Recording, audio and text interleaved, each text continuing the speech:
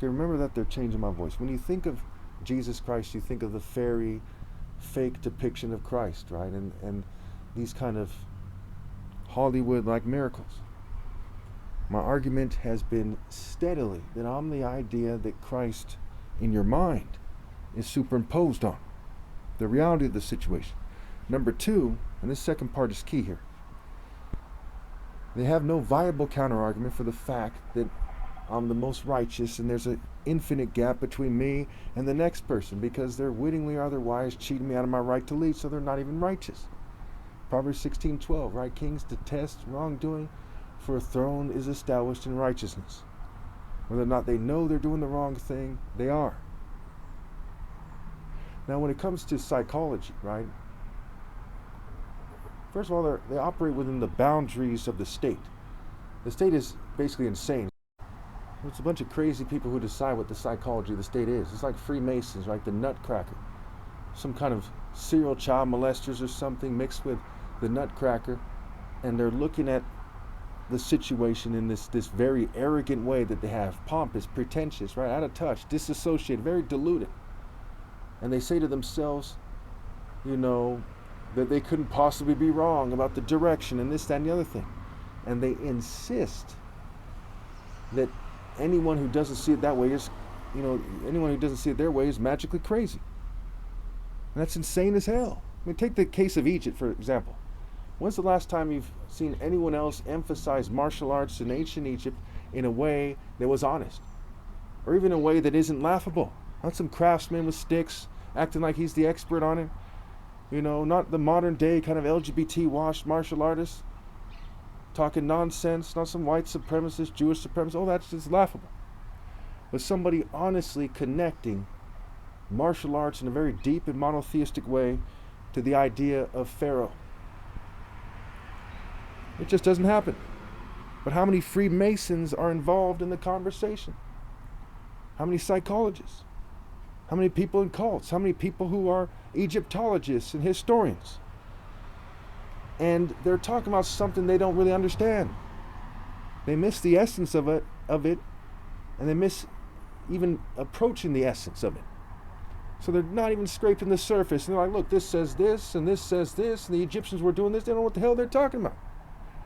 All that stuff that they're doing in the depictions are related to martial arts. They're superimposed on martial arts. They're a response to the actual martial art order of God. And so they don't know God. They don't truly understand martial arts. They don't understand love. They don't understand life. They don't understand justice or righteousness or any of the martial art principles. So there's that.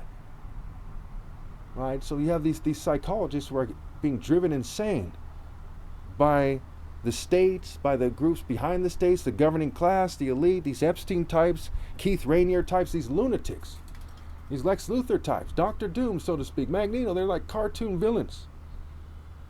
And they're saying that they have to be seen as superior. It's like Prince Humperdinck from The Princess Bride, right? Or Gaston, whatever his name is, from Beauty and the Beast. There's some kind of arrogant worm who, if people don't do things their way, and they don't insist that people, if they don't date the way they think that they should, that they magically are crazy. We are talking about lunatics. We are talking about very sick people. And so when they look at what they should do here, they start throwing sissy fits. They start acting like the Riddler or the Joker. And it's interesting, when I'm looking for like a point of reference, there's people in my life that are kind of similar to the, historically to the way they act.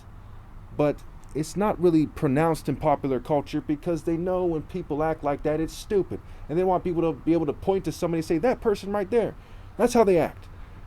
That's the spirit that they're in. They're in some kind of weird sissy spirit. Some kind of child molester, Pee Wee Herman, mixed with like a crocodile spirit. They're very sick. It's like a very sickening spirit. It's like a shark mixed with Pee Wee Herman, except for they're sissies. They're not as dangerous or as killer-like as a shark, but they're ruthless and they're killing a lot of people. And they're sissies. And so when people like that get together, these corporate sissies, narcissists, these corporate punk psychopaths, and they're like, hey, I don't like that he's saying that. They went way out of their way to change 19,000 or so videos that I made. With artificial intelligence, they changed so many videos at the same time, And if videos have certain characteristics, it goes without saying that they zoom in on them. Just like they disproportionately sabotage black people, they disproportionately sabotage my videos for being the essence of what every black person with sense, who's a male, for example, aspires to be, which is the ideal perfected man, the martial art hero. And other races often let their race get in the way of trying to be perfected by God through Christ. I mean, to this day, they either depict like a gay or weird looking black Christ, or they depict him as another race, usually white or Jewish or English, right? With white, right? And why is that? Because they let their race get in the way of the truth. So you basically have these racist, narcissistic, sissy psychopaths. Okay, you have these weirdos, just very sickening, very weird people, psychotic, deluded, very weird. And they don't want to debate me because even the word normal has the word moral scrambled into it. And inhuman is a play on words for in, right? Going into the earth, right? They worship the earth, Gaia, Gaia. They don't worship the essence of being a masculine and righteous man.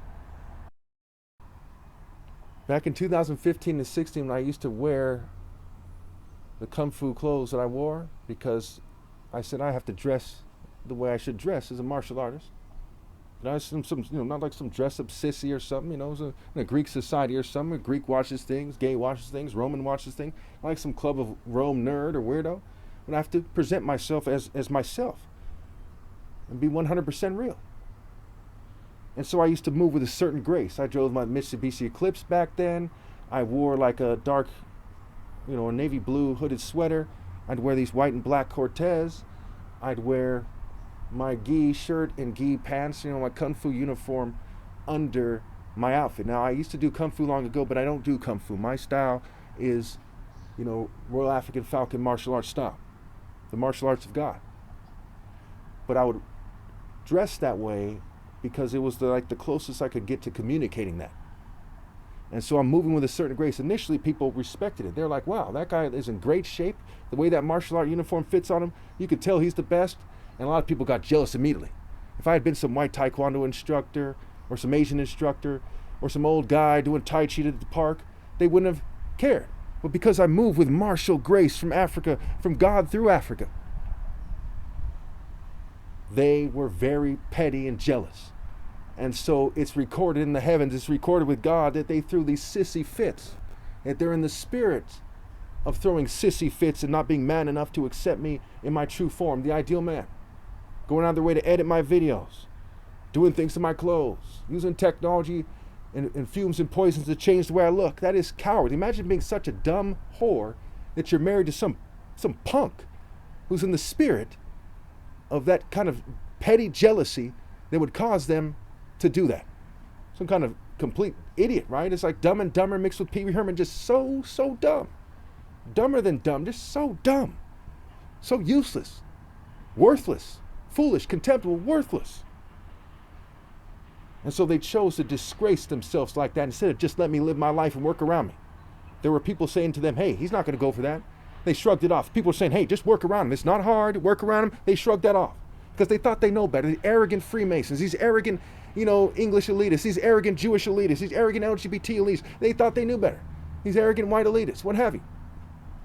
They're throwing these things. There's someone probably in the military, super, that goes control freak in the next week, right? They thought they knew. They look so damn dumb. Their peers see them as the dummies they are.